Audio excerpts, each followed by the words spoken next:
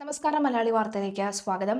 താരസംഘടനയായ അമ്മയെ കോൺഗ്രസ് എംഎൽഎയും നടനുമായ രമേശ് പിഷാരടിയുടെ നേതൃത്വത്തിലുള്ള അഡ്ഹോക് കമ്മിറ്റിയാണ് ഇനി മുതൽ നയിക്കാൻ പോകുന്നത്. ഇന്നാണ് രമേശ് പിഷാരടി ചുമതലയേൽക്കുന്നത്. താൽക്കാലിക ചുമതലയാണ്. മുൻ എംഎൽഎയും നടനുമായ ഗണേഷ് കുമാറും അഡ്ഹോക് കമ്മിറ്റിയിൽ അംഗമാണ്. സംഘടനയിൽ ഉണ്ടായ വലിയ പൊട്ടിത്തെറിയെ തുടർന്ന് ശ്വേതാ മേനോന്റെ നേതൃത്വത്തിലുള്ള ഭരണസമിതി ഒന്നടങ്കം കഴിഞ്ഞ ദിവസം രാജിവെച്ച സാഹചര്യത്തിലാണ് അഡ്ഹോക് കമ്മിറ്റിയെ ഭരണം ഏൽപ്പിക്കുന്നത്. 4 മാസമാണ് രമേശ് പിഷാരടിയുടെ നേതൃത്വത്തിലുള്ള അഡ്ഹോക് കമ്മിറ്റിയുടെ കാലാവധി. ഈ കാലയളവിനുള്ളിൽ തിരഞ്ഞെടുപ്പ് നടത്തി പുതിയ ഭരണസമിതിയെ കണ്ടെത്തും. ഏകദേശം 1 വർഷം മുമ്പാണ് താരസംഘടനയുടെ തലപ്പത്തേക്ക് ചരിത്രം സൃഷ്ടിച്ചുകൊണ്ട് വനിതകൾ തിരഞ്ഞെടുക്കപ്പെട്ടത്.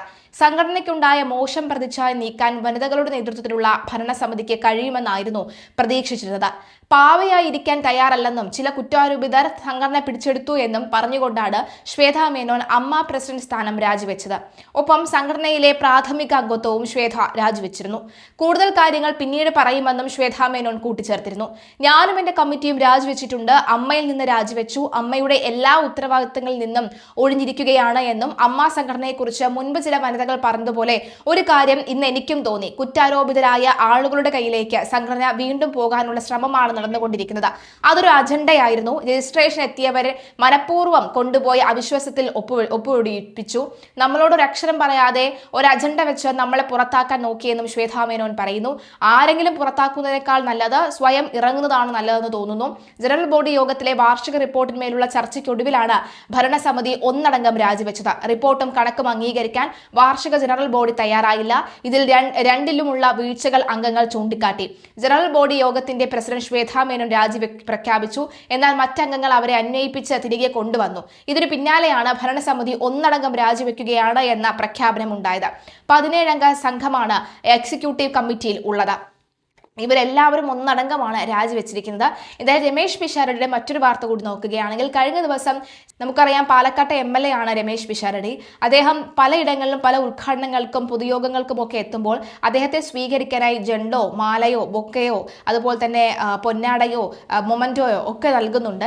അദ്ദേഹം പറഞ്ഞൊരു വളരെ പ്രധാനപ്പെട്ട കാര്യമാണ്, ഇങ്ങനെ വരുന്ന സമയത്ത് സ്വീകരിക്കാൻ ഒരു പുസ്തകം തരുന്നതാണ് നല്ലത്. അത് എൻ്റെ വായനാശീലം കൂട്ടാനും അത് എൻ്റെ വായനയ്ക്കും ഉപയോഗപ്പെടും. മാത്രവുമല്ല, പുസ്തകം ആവശ്യമുള്ള സ്കൂളുകളിലോ ലൈബ്രറിയിലോ ഒക്കെ നൽകാൻ നമുക്കത് സഹായകമാകും. അതുകൊണ്ട് തന്നെ ഇത്തരത്തിൽ ഒരു മൊമന്റോ വാങ്ങിക്കാനായിരുന്നാലും ചില ഇടങ്ങളിൽ പോകുമ്പോൾ ഇതെല്ലാം കൂടി കിട്ടുന്ന ഒരു സാഹചര്യമുണ്ട്. വളരെ കുറഞ്ഞത് ഒരു 1000 രൂപയെങ്കിലും ഇതിനെല്ലാത്തിനും കൂടി ചെലവാകും. അതിൻ്റെ പകുതി രൂപയ്ക്കുള്ള പുസ്തകമോ അല്ലെങ്കിൽ അതിൻ്റെ പകുതി വിലയ്ക്കുള്ള പുസ്തകമോ ഒക്കെ വാങ്ങുകയാണെങ്കിൽ, ഒന്നിലധികമോ പുസ്തകങ്ങൾ വാങ്ങുകയാണെങ്കിൽ അതായിരിക്കും നല്ലത് എന്നുള്ള തീരുമാനം തീർച്ചയായിട്ടും വളരെ നല്ല തീരുമാനം തന്നെയാണ് അദ്ദേഹം എടുത്തിരിക്കുന്നത്. ഒരു ചെറിയ മാറ്റം ഉണ്ടാകുന്നത് വലിയൊരു ഇമ്പാക്റ്റ് അതിനുണ്ടാകുമെന്ന കാര്യത്തിൽ വളരെ ഒരു തരത്തിലുള്ള തർക്കവുമില്ല എന്നുള്ളതാണ്. കാരണം ഇപ്പോൾ വായനാശീലം വളരെ കുറഞ്ഞിരിക്കുന്ന ഈ ഒരു ഘട്ടത്തിൽ അദ്ദേഹം പറയുന്നത് പോലെ തന്നെ മുതിർന്നവർക്കും ആയിക്കോട്ടെ കുഞ്ഞുങ്ങൾക്കും ആയിക്കോട്ടെ അല്ലെങ്കിൽ തന്നെ ഇതിലെ എല്ലാ പ്രായക്കാർക്കും വായന എന്ന് പറയുന്നത് വളരെ പ്രധാനപ്പെട്ട കാര്യം തന്നെയാണ്. ഒരു ദിവസം ഒരു 15 മിനിറ്റെങ്കിലും ഒരു പുതിയ പുസ്തകം വായിക്കുകയോ അല്ലെങ്കിൽ ഒരു പേജിന്റെ പകുതിയെങ്കിലും വായിക്കുകയോ ഒക്കെ ചെയ്യുന്നത് എപ്പോഴും നല്ല കാര്യമായിട്ട് പലരും പറയാറുണ്ട്. അത് അവരുടെ വ്യക്തി ജീവിതത്തിലും അല്ലാതെയും ചിന്താശേഷിയിലും ഒക്കെ തന്നെ മാറ്റം വരുത്താറുണ്ട് എന്ന് പറയാറുണ്ട്. വി.ഡി. സതീശന്റെ ഇത്രയും വലിയ ധൈര്യവും, മുഖ്യമന്ത്രിയായ വി.ഡി. സതീശന്റെ ഇത്രയും വലിയ ധൈര്യവും അദ്ദേഹത്തിന്റെ ആ ഒരു നട്ടലിന്റെ കരുത്തും ഒക്കെ തന്നെ വായനയിലൂടെ കിട്ടിയ, വായന അദ്ദേഹത്തിനെ മാറ്റിയെടുത്ത വഴി തന്നെയാണ്. വായനയിലൂടെ കിട്ടിയ അറിവ് തന്നെയാണ് അദ്ദേഹത്തിന്റെ വലിയൊരു ബലം. അതുകൊണ്ട് തന്നെയാണ് രമേശ് പിഷാരടി പറഞ്ഞ ഈ ഒരു കാര്യത്തിന് സമൂഹത്തിന്റെ കൈയ്യടി തന്നെയാണ്.